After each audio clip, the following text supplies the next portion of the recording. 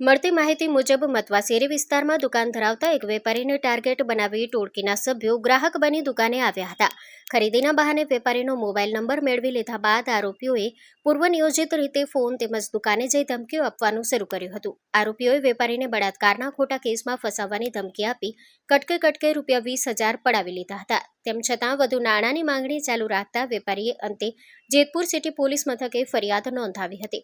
આ મામલે રાજકોટ ગ્રામ્ય પોલીસ અધિક્ષક વિજયસિંહ ગુર્જર તથા નાયબ પોલીસ અધિક્ષક રોહિતસિંહ ડોડિયાના માર્ગદર્શન હેઠળ જેતપુર સિટી પીઆઈ એડી પરમારની આગેવાનીમાં ખાસ ટીમ રચવામાં આવી હતી. પોલીસે ટેકનિકલ સોર્સ તેમજ જેટ આઈ સીસીટીવી ફૂટેજના આધારે તપાસ કરતા ગણતરીના કલાકોમાં મમતાસિંહ પ્રદીપસિંહ રાજપૂત મૂળ ઓડિશા, રમાબા વિજયસિંહ જાડેજા રહેવાસી જેતપુર અને મહેબૂબ અશરફભાઈ મકવાણા રહેવાસી જેતપુરને નકડંગ આશ્રમ રોડ પાસેથી ઝડપી પાડ્યા હતા. પોલીસે આરોપીઓ પાસેથી કુલ રૂપિયા 91,000નો મુદ્દામાલ જપ્ત કર્યો છે, જેમાં 30,000ની કિંમતના 4 મોબાઈલ ફોન, 50,000ની મોટરસાયકલ અને રોકડા રૂપિયા 11,000નો સમાવેશ થાય છે. હાલ પોલીસે આરોપીઓની વધુ પૂછપરછ શરૂ કરી છે અને આ ટોળકીને અન્ય વેપારીઓને પણ આ રીતે નિશાન બનાવ્યા છે કે નહીં તે દિશામાં તપાસ હાથ ધરવામાં આવી છે. Story report by Rakesh Pithadiya, Jetpur.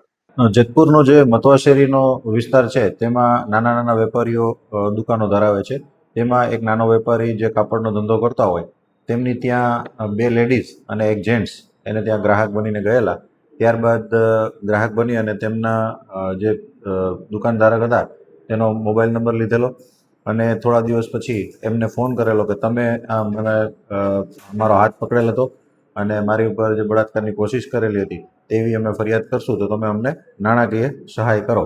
એટલે આ વેપારીએ ડરમાં પહેલાં નાની મોટી સહાય કરી અને પછી તેમની માંગણી વધતી જતાં પોલીસ પાસે રજૂઆત કરતા પોલીસે આ બાબતે વિધિવત ગુનો દાખલ કરી અને ત્રણેય આરોપીઓ, જેમાં મુખ્ય આરોપી મમતાસિંહ વાઇફ ઓફ પ્રદીપસિંહ રાજપૂત મૂળ ઓડિશાની છે અને એનો જે લવર તરીકે એની સાથે સપોર્ટ કરતો હતો એવો મહેબૂબ અશરફભાઈ મકવાણા જેતપુરનો છે અને એની સાથે જે બીજી લેડી છે એ રમાબા વાઇફ ઓફ વિજયસિંહ જાડેજા જે પણ જેતપુર સામાકાંઠા વિસ્તારની છે.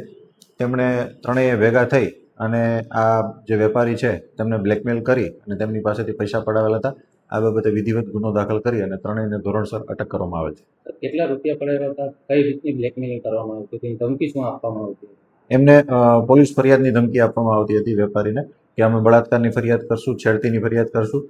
પહેલાં 3,000, પછી 7,000, પછી 10,000, એમ કુલ 20,000 રૂપિયા જેવી રકમ એમણે લઈ લીધેલી હતી ને હજી 30,000 વધારાના આપો એવી માંગણી કરતા વેપારીએ પોલીસમાં જાહેરાત કરતા આ બાબતે ફરિયાદ દાખલ કરવામાં આવેલ હતી.